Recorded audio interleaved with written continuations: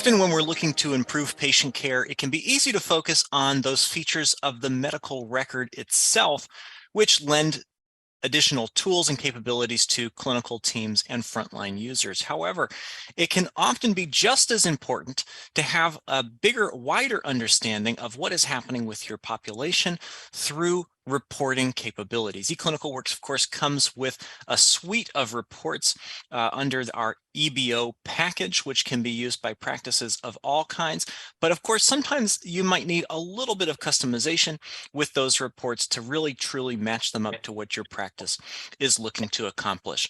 And here to speak with me today about how they have implemented these custom reports to give them better insight into their patient population is Ron Franklin, Senior Health Information Analyst at Hampton Roads Community Health Center in Portsmouth, Virginia. Ron, thanks so much for taking the time to be here today. Well, thank you for having me.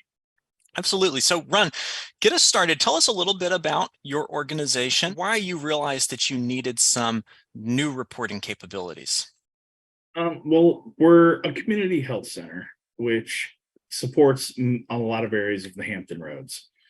And we have been expanding to new areas over the past couple of years. We just opened up a new location, which is actually allowing us to see even more patients now. And as that increase in patients grow, we have more and more needs to be able to analyze what is going on in order to be able to provide better coverage for those patients.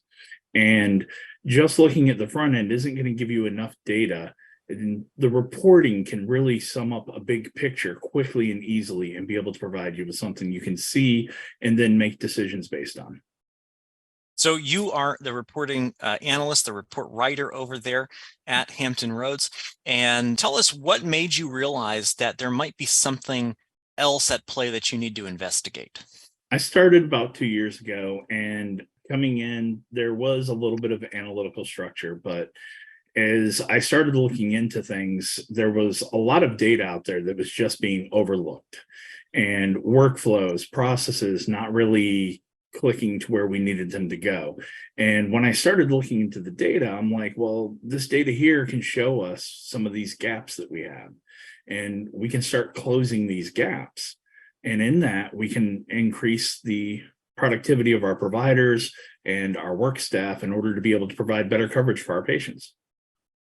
So you mentioned provider productivity, and I wanted to ask you next, what kinds of reports have you put together and what are you looking at to monitor that productivity? So gaining access to the back end of eBO was the key for a lot of what I'm doing now. The front end of eBO gave me a lot of data, but I couldn't really tie it all together till I got access to the back end. Once I got access to the back end, one of the biggest reports I built was our productivity report, that I call it. And from that, I can now track every single patient and at a daily basis through the month, through the year, for every provider, and then come up with the statistics of how many patients they're seeing per day, per week, per month. And all of this has been able to get us a broader picture of what all is being captured. What are some of the numbers that you were seeing, and what was your organization's reaction when you shared that information with them? When we first started running this report, we were probably seeing about a 60% productivity. And at first, when we were showing this to the providers, they were all scared. They're like, I'm way more productive than that. And we're like, okay. Something that people need to understand is this productivity is literally what it is. It's a productivity report for the practice, not the individual provider, because scheduling is involved, transportation is involved. So many other areas are involved in this. So when they first started seeing it and they saw that they were at about a 60% productivity, they were scared. They were like, well, what does this mean for me? Am I a bad provider? And I was like, no. What this means is that almost 40% of our patients aren't being seen for some reason that were scheduled. I was like, that's a big gap. We need to fill that. And so we've started working, and we've gotten that down over the past about 12 months from a 60% down to about a 75%. And our goal is to get that less than 90%. Actually, honestly, the goal would be at 100, but you'll never hit 100% productivity. But with the goal being getting it up there to 90, that's more patients we're able to see.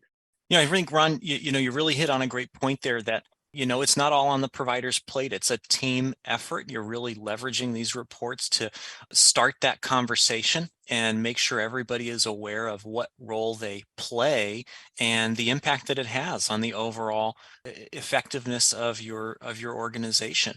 I'd love to hear more about what you're doing to actually address some of those issues that you have identified with your patients. Some of the things we've done is through our outreach program, we've reached out to many of the patients to see whether or not it was a transportation issue, because we do provide transportation, even though not all patients are always aware of this.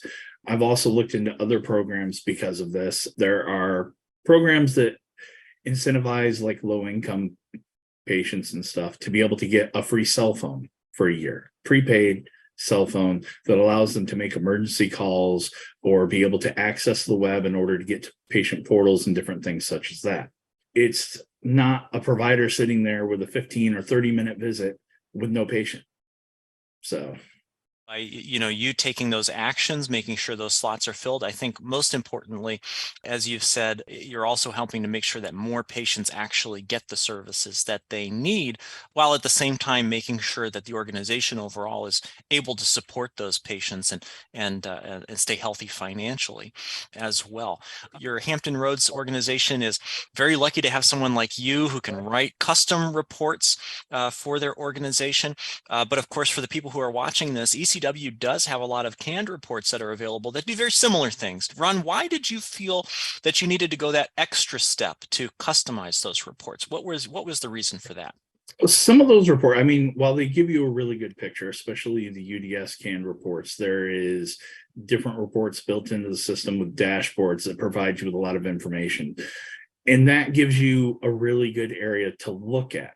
But sometimes you just need that little extra step of detail, especially you're looking at, say, behavioral health specialties and stuff.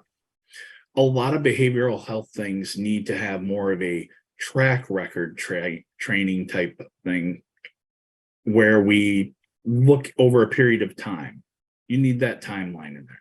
So like patients in recovery, different things like that. You need to look at the timeline, where they started, where they're at now, what are the steps that have gotten them there, what are the failed steps, what works for this patient. Because looking at a point in time for long type of things doesn't always provide you that great overall picture that the provider needs when looking at the patient. So while we can get a great picture of where we stand right now in time, sometimes you need that history lined out in a timeline to where you can really see and really develop a future plan for this patient, because you can see what has and hasn't worked in the past.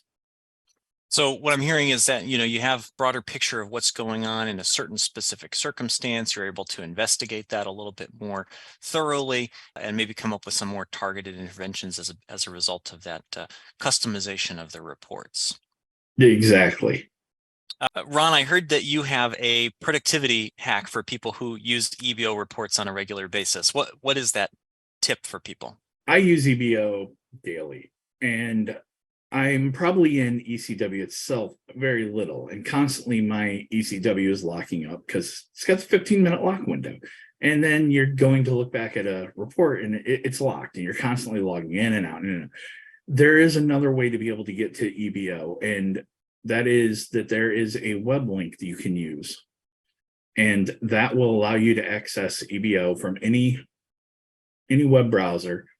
And then you can actually run and develop all of your reports there without having to worry about whether eCW is locking, whether or not patient data is available. You can get to the reports without having to show patient data, without having to have eCW open. That's actually, yeah, that is a big time saver. All those re-logins and things like that can definitely make a big difference. It's the little bits that add up and that matter, right? Right, Ron? Yes. Well, Ron, thank you so much for taking the time to speak with us today. We're excited to hear, all of the things that you're doing with the eCW tools, like the reporting capabilities. We're glad to hear that you're making an impact in your providers and your patients' lives, and we hope that you continue to do that. Thank you so much. Thank you. If you'd like to learn more about the eBO reporting or any eClinicalWorks features, you can visit my.eclinicalworks.com or speak with your strategic account manager. Also, don't forget to check out things like eCW days, which are happening around the country, to give you a more in-depth look at some of the new features that are rolling out with eCW all the time. One more thing, don't forget to check out our other podcast episodes on YouTube, Apple Podcasts, and my.eclinicalworks.com. And if you like what you've seen here today, please share it with your friends and subscribe so that you catch all of our content that comes out. For the eClinicalWorks podcast, I'm Adam Salati, and thanks for watching.